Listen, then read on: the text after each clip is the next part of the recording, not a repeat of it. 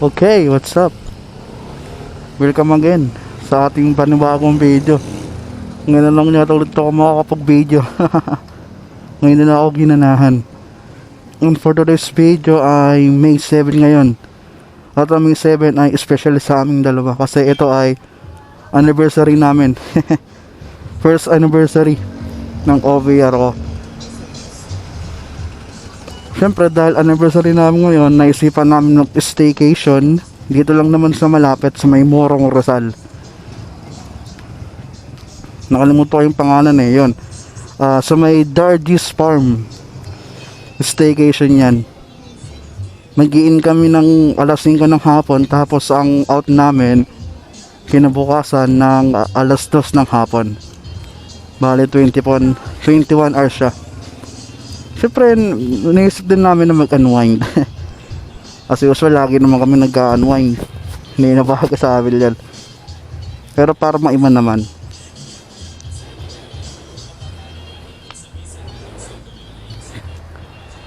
Ayan, bumibili pa sa Alphamart. Bumibili pa ng pagkain namin para mamaya. Pero meron namang bilihan doon. Nung bibili lang naman namin ay yung pang snack. Kasi nga, meron na akong pinaprepare. Kasama sa setup yun.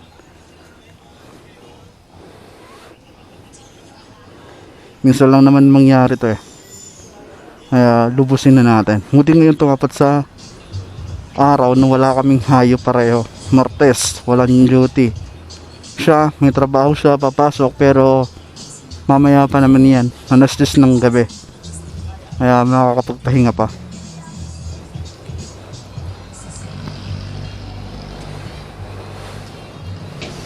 Ay, oo.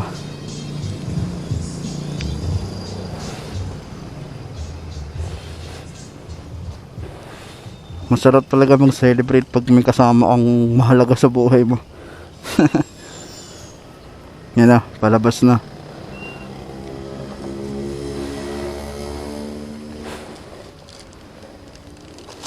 Kung saan mo itong ilalagay ngayon? Ang dami naman nito. Ang bira, dalawa lang tayo kakain. Hindi naman maubos to.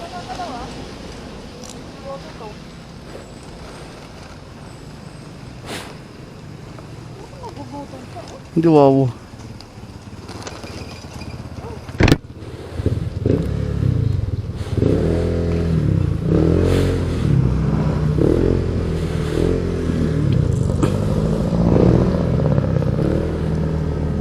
So okay, magpapagas muna tayo ngayon kasi wala nang gas si Dayan. Nung linggo pa ako nagpagas nagpa full tank. Yan, 1 bar na lang.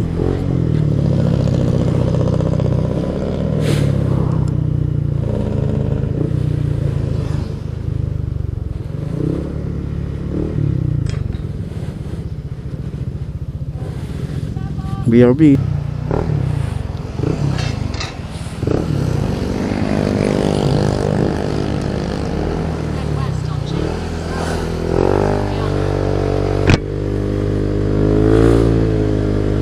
So welcome back again sa ating video.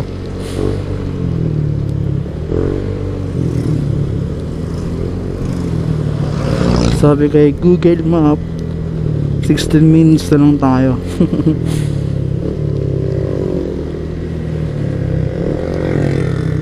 Yung Dargis Farm ay located sa may Morong Rizal na. Actually, nag-book kami nung nakaraang nung nakaraang linggo. Kasi nga, bigla ka lang namin naisip. Wala naman sa plano na mag-staycation. Bigla ang isip lang. Bigla ang pagpaplano.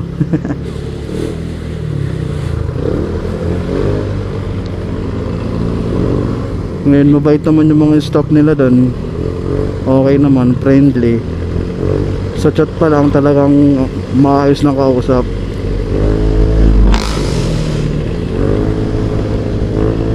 Bahala ko sana Batangas o kaya Cavite, kaso layo, nalalayuan ako. Tsaka tatapot kasi ng Martes.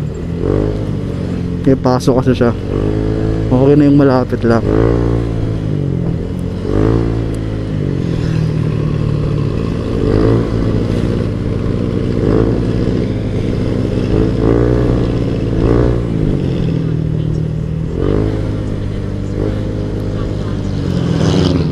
Sa mga hindi nakakalam, nagkakilala talaga kami ng OBR ko sa may Faith Mountain. Hindi ko makakalimutan yung araw na yon. Duty kasi ang District 5 eh. At kasalukuyang District 5 ako.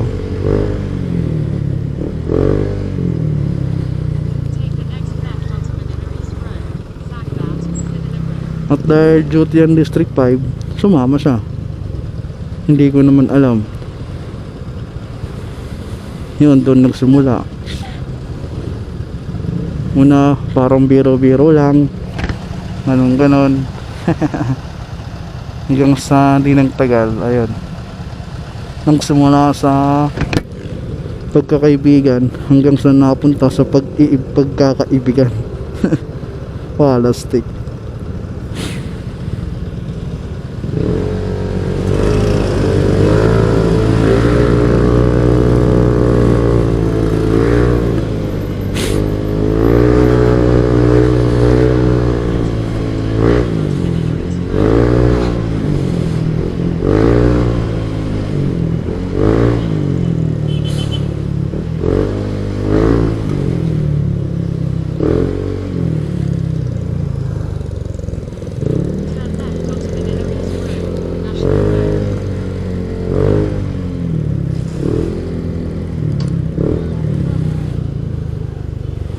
Puputuli muna natin kapat. Babalik na lang natin kapag malapit na tayo. Yeah, BRB. So welcome back again. Ngayon malapit na tayo. Pero check ko lang muna kung tama.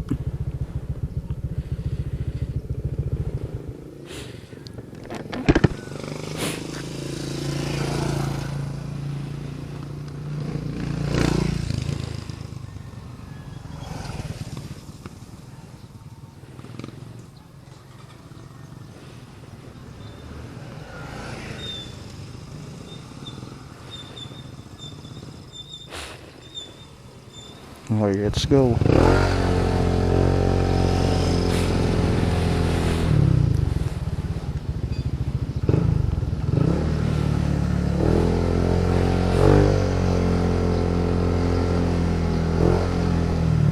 Lambingan Road.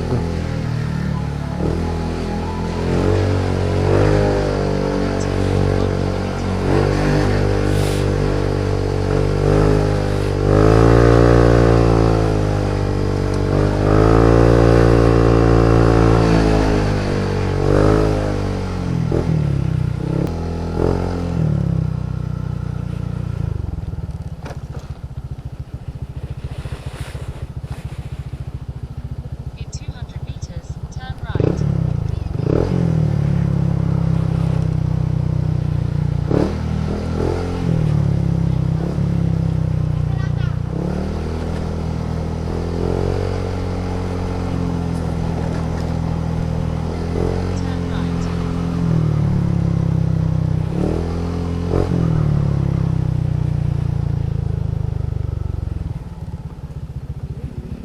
Ito yung ano eh, view.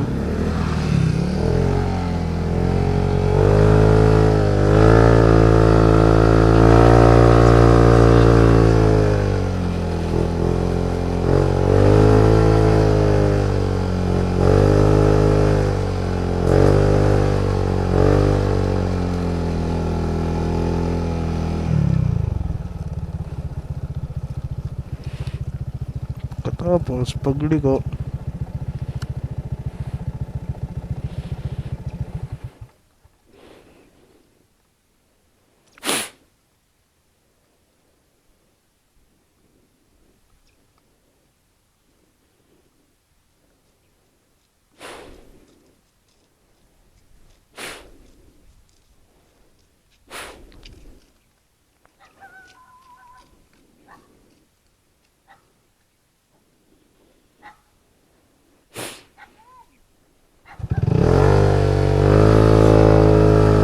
Lakas nito.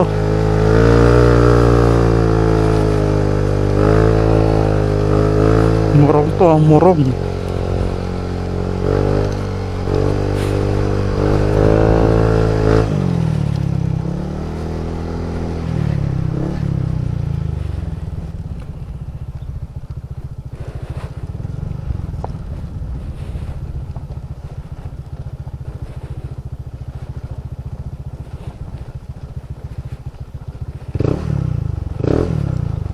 May rough road pala dito.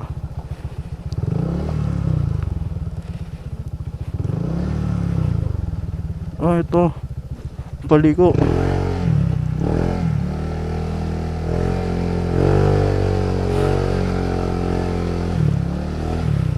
Ano ko naman dire-diretso.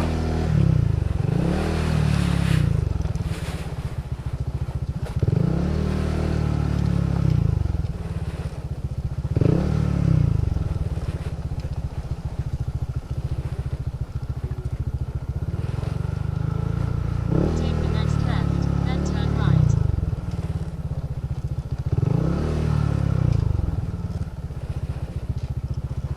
Okay sa lugar na to ah. Red gate, red gate. Ang galing kasi may mga sign naman sila. Ayan o. Ito na. Hey. We're here. Uy, saan dito? Ano lang kata to?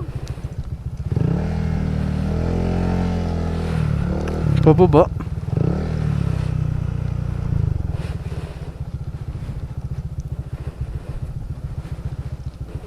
Take the next right, then your destination will be on the right.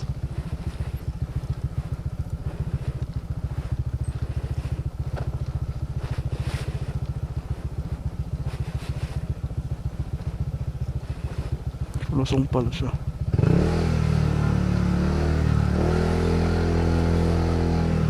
Your destination is on the Ito na. right. May kumakaway na eh. Kanya mga boss, bobo. Wala. Daming pabo. Oh. Pabo ba yan? Oo. Ano ba nagtatakot ako dyan dati? Bakit? Kasi nangahabol yan eh. Nangahabol naman talaga yan pagka ginalong mo sila. Alright, nandito na tayo. Mamaya na natin dalhin din ng gamit. Mamaya na dalhin. Hello po. Hindi naman po kasi maraming signage. Hindi po siya mahirap hanapin. Ganda pala po sa lugar niya, no? May ganito pala lugar dito. Hihira. Swerte nyo, kailan guys namin ito. Sali nyo ang buong farm ha. Wow!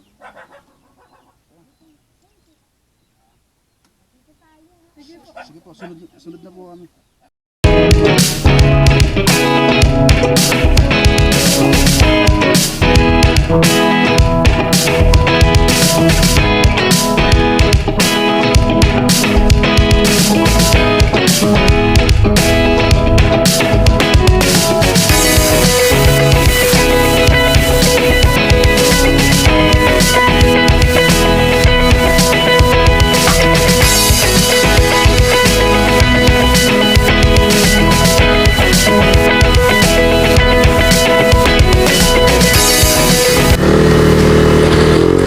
So, okay. Welcome back again sa ating video. At ngayon ay pauwi na tayo. Alas 2 pa dapat yung out namin. Ano? Oo. Video mo na. Ang ganda-ganda. Ano, sa Morong. Ganda pala dito sa Morong eh. Ang ganitong lugar pala sa Morong.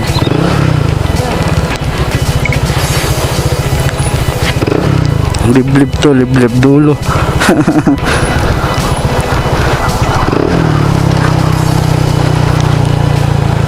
Alright.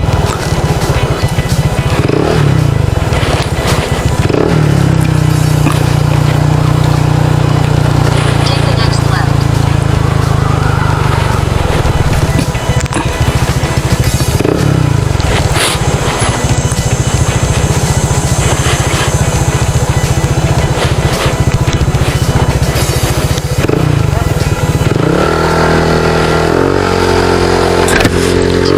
So yun na nga, dapat ang out namin is alas 2. Kaso gawa nung may hayo ako, kailangan ko nang umuwi nung maaga para makapagpahinga pa.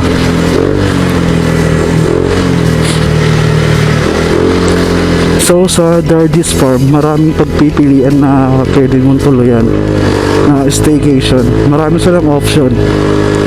May mga kubo at mayroon ding mga bahay. Yung napili namin is parang bahay siya. Tapos sa bawat lugar na yon, sa bawat pagpipilian nyo ay mayroon silang nakalaan na pool, mini pool. Kahit kubo, mayroong mini pool. Grabe, sobrang ganda doon. Kung gusto mo yung style province, tapos kung gusto mo yung tipong makakapag-relax ka, tahimik, walang ingay sa paligid, I recommend this staycation sa Dargis Farm. Tapos sobrang babait pa ng mga staff nila, lalo na yung sinanay doon, yung nag-aasya sa amin lagi. Nakalimutan ko lang tanong yung pangalan ni nanay, pero sobrang bait niya. Pag may kailangan ka, lapit ka lang sa kanya. Tapos ayun, yun nga pala, meron din pala silang mga available na mga pagkain doon. Meron din sari-sari store doon, kaya hindi mo na kailangan kung baga dala ng pagkain. Pwede naman kasi nagdala kami. Kaso ang dinala namin yung pang snack lang, yung mga kutkutin. Yan, sobrang ganda doon, ang sarap niyang ulitin. Tago nga lang siya kasi ang mga bilihan dito malamang sa baba pa, malamang sa may bandang bayan.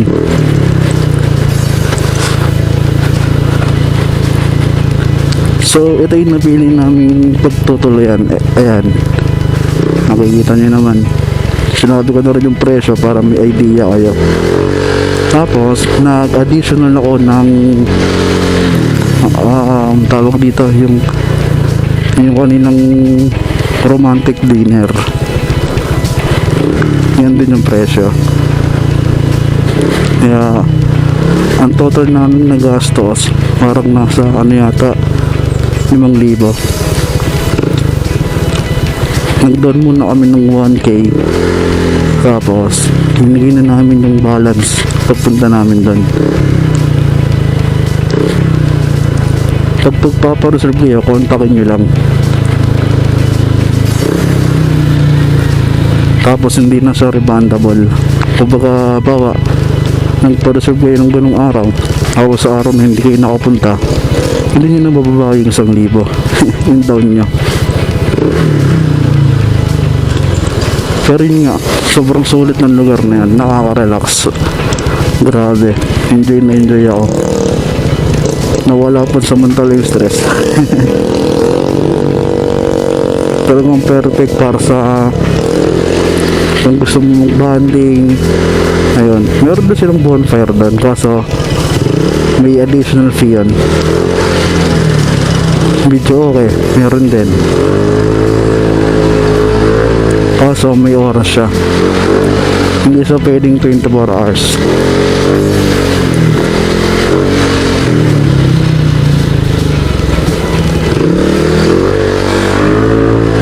Kaya sulit yung namin, naging first anniversary. Hindi ko nga akalain na meron na silang temang nakalagay na ganun yung design ng decoration pala na happy anniversary, kasi ang expected ko lang is pagkain lang namin dalawa. Sulit yun, talagang napaka-romantic.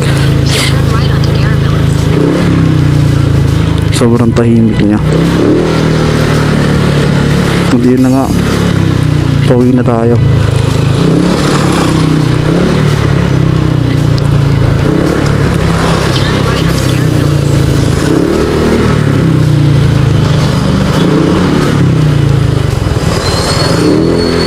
Hindi ko akalain na Meron palang ganung lugar. Ang ganda ba? Yun, nasa highway na tayo ngayon. So yun na nga, for today's video ay dito na lang ito tatapusin. Gaya ng data, mainit pa rin. Pero okay lang, at least nakapagbubad naman ng tubig.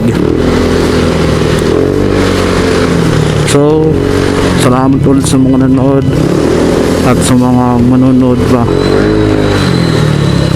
Hanggang sa muli. Yeah. Oops. Bigla may tawid. Ikakat ko na sana eh. Guys, ano na sa kabila. Okay. See you next time.